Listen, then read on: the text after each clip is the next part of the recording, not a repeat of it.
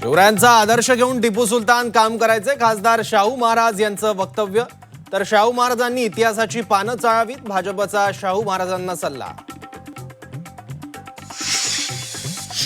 किल्ले रायगड वगळता world heritage किल्ल्यांच्या जतनाकडे सरकारचं दुर्लक्ष, संभाजीराजे छत्रपतींचा सरकारवर आरोप. शिवरायांच्या जलदुर्ग पर्यटनासाठी पुढाकार घेण्याचं आवाहन.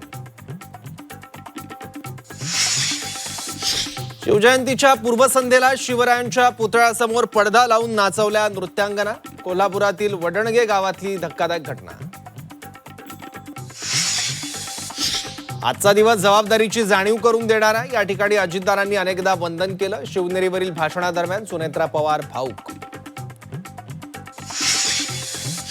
चंद्रपूर महापालिकेतल्या पराभवावरून काँग्रेस शिवसेना युबीटीत आरोप प्रत्यारोप. काँग्रेसमधील गटबाजीमुळे मनपात पराभव. शिवसेना युबीटीचं काँग्रेसच्या आरोपांना उत्तर.